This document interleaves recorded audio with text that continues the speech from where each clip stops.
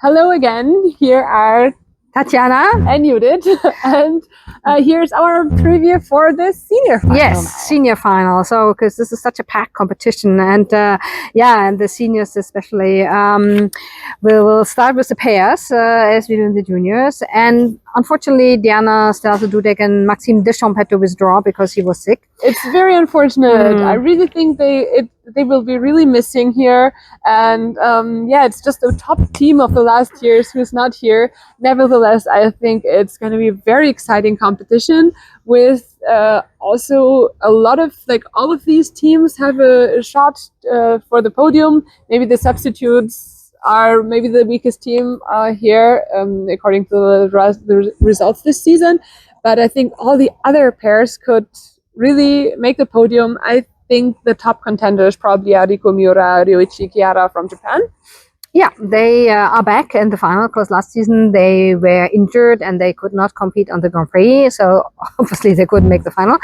But now they are back and they are very excited to be back in the final. Very happy, they said. So looking forward to perform again in the final. But competition, should be tough because we have, of course, Miniki, the defending champions, and Minerva Haase and Nikita Voloin. Very consistent. He had a stumble in China in a step sequence. She did amazing in China despite having food poisoning. Yeah, she was really sick. And they're the defending champions. But now she said they have been training. There was not much time, obviously, after the Cup of China, but it went well, and he is completely recovered, and all is good. And they look also good in practice today.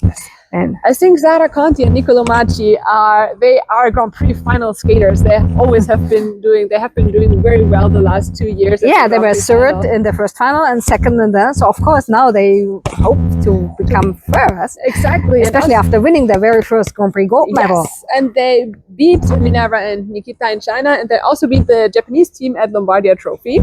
And they have especially a very strong short program. They love it themselves, and you can really tell that. The Carmen, yes, definitely strong contenders. Also, Anastasia Metelkina, Luca Berolava, they fought back, only fourth in Skate America, winning NHK trophy. Beating the Japanese team on home turf. Yes. Yeah. Because they had two brilliant performances. Because they are also very strong, technically very strong, and they also have I think they have a fun, entertaining short program too, with aerobic style. So also a very strong team. So these 4 teams are probably our top contenders here. They will fight for the medals. They're, of course, first time in the final, and Ellie Kam and Danny O'Shea. Yes, they had a very strong short programs also yet this season. They haven't really delivered a very good, in Skate America they were Skate America was decent, good, yeah. But I think if they could somehow show 2 good performances, 2 very strong performances, they could also be in the mix. The judges are on their side. I think they scored 73 in the short, so they have all the possibilities. And then Rebecca Girardi and Filippo Ambrosini are the substitutes. They had 2 bronze medals. They have very good programs, struggled with the jumps. Maybe they can improve here. Yeah. Then we have the women.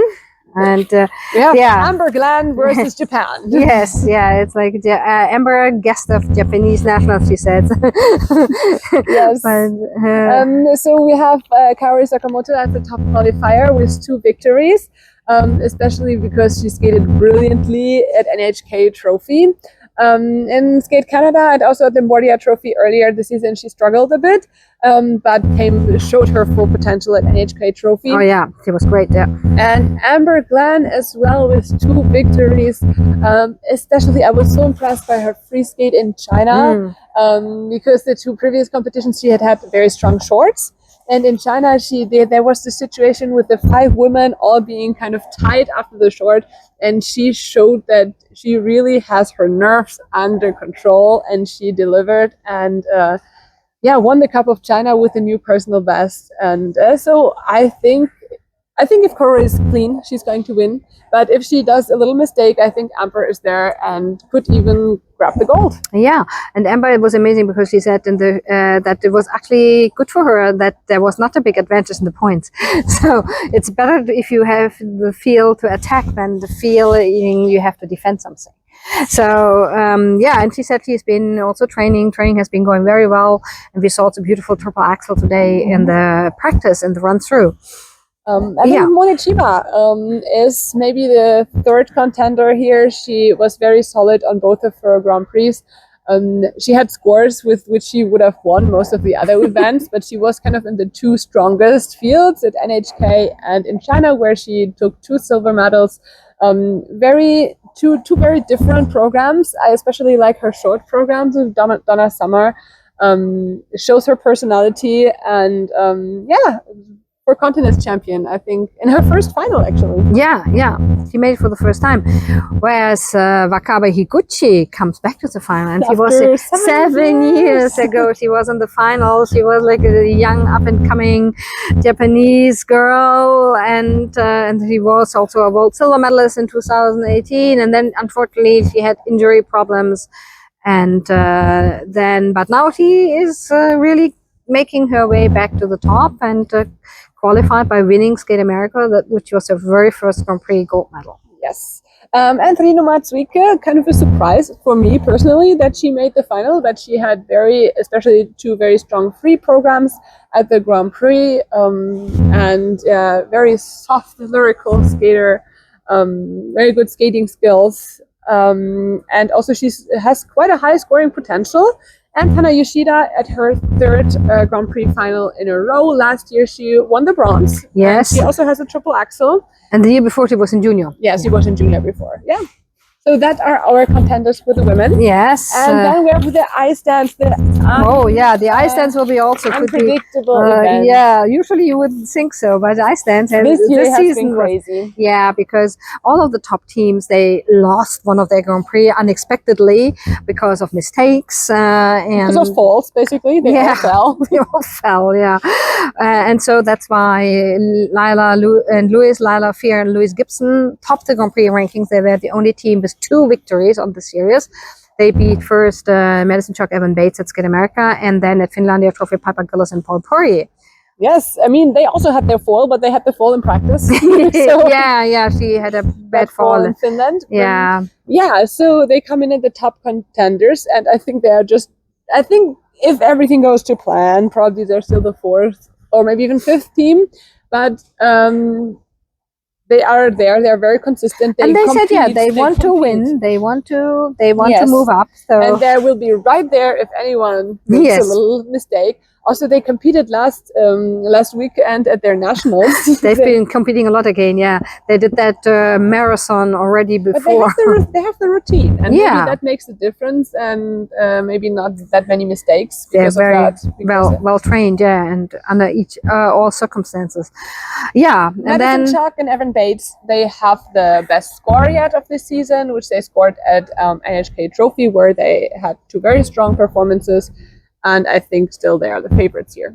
Yeah, and they said they made a few minor adjustments again to their program. They changed the footwork, and they also made a few little changes to the music in the rhythm dance again. Okay. So, and they feel very confident about these changes. Mm-hmm. Yeah, Piper Gillis, Paul Poirier, also of course Skate Canada was very strong, and then Finland, that unfortunate fall by Paul in the free dance, but I just remember Piper at the press conference in Finland who said maybe they needed that, maybe this will give them the fire, and we will see if they have the fire here. Oh yeah, I'm sure. And the same is probably for Charlene Guignard and Marco Fabri, who already came back strong in China after the devastating free skate in France. Yeah. So they also have the fire, I think. Yes, and then they prove themselves. Marjorie Lajoie, Zachary Laga are back in the final, and they're very happy about it too, because they said it's quite stressful. It was quite stressful in China because they knew they couldn't make a mistake, because they knew it happened. Others made mistakes, and then because they were Christina Carrera, Anthony Panomarenko were right there waiting for their chance too. Exactly. And yeah, this is a team that keeps improving and this also keeps pushing forward. And I really think we will see them on the big podiums very soon, maybe not yet this season. And then, of course, in France, a great chance for Evgenia Loparava, Jeffrey Bissot, who kind of benefited from Marco and Charlene's mistake. Otherwise, we would have seen Christine and Anthony here. But it's great for the French public, of course, that the French team qualified. And they made another change. They changed the rhythm bands again. So we will have again all these Russians. Yes. And then the men we also had a withdrawal, unfortunately. Adam Xiaohim-Fa, who re-injured his ankle, but still, so for him the replacement was Mikhail Shaidorov, and great chance for me. Yeah, great chance, because Mikhail really so closely missed out to qualify directly. He almost won the Cup of China. He won the free skating, but not overall. And so that was Shun Sato who won there, and Shun Sato is here, of course, as well. Yeah. So the men, I mean, of course, we have Ilya Malinin is like the big favorite. He was. He competed the first two Grand Prix, and then he kind of went into hiding. So we don't know what he cooked. But he will prepare for us at home. We don't know. We never know with Ilya. And then, of course, we have Yuma Kagiyama, who is the big challenger. With his performance that he showed at NHK Trophy, he, I think, has the potential to attack. Yeah, he will also, because he has collected so many silver medals over his career, so that he is hungry for gold. He wants to win. I remember he said, I think in Finland, that every competition he enters, he wants to win, and this is no exception. Yeah, then of course Kevin Amos at home. It was so exciting for him to be at Grenoble. home. Yeah, he was so excited that he made it for the final, and now he just says he wants to enjoy it and he wants to put on a great show for all his family and friends. He knows everybody in this rink. This is the very rink where he started to skate, where he did his first steps on the ice, right on this practice rink where we are now, because this is the press center is built on the practice rink. Very great story. Very happy for him. And a great comeback, and a comeback also for Daniel Grossel, who made the final after disappearing for a year because of being banned due to missing the doping tests. Missed doping tests, and he's back, and he made it right away to the final. And Daniel was a little bit unfortunate in both of his previous Grand Prix finals. When he qualified in juniors, he had a broken boot. Yeah, and then he was sick. He was sick 2 years ago, so I think he will want to attack this year, and will be hopefully all healthy and prepared. And then Shun Sato, as we said, and Mikhail Shaidorov, who wants to, of course, impress again with his triple axel quad toe. So that was it. That's our preview for the Grand Prix as well. Tell us whom you're excited to see, who are you rooting for, who do you think will win, and let's have an exciting week here in Grenoble. Bye-bye.